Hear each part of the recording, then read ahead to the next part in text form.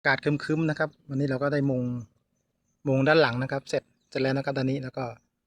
มาด้านหน้าจั่วนะครับอันนี้เป็นหน้าจั่วด้านหลังนะครับตอนนี้อันนี้เราก็ได้มุงเสร็จแล้วนะครับเสร็จแล้วนะครับเดี๋ยวรูนั้นก็เดี๋ยวจะมุงสอดข้างในมาอีกแผ่นนึงเพราะว่ายังไม่ตีระแนงข้างในนะครับสอดเข้ามาแล้วก็จะมีทับหลังทับยาวตลอดไปนู่นเลยนะครับลงมานี่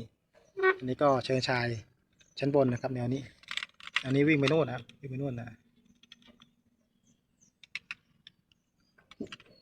แล้วก็อันนี้ก็เบื้องชั้นล่างอันนี้ก็เป็นรางน้ำนะครับอันนี้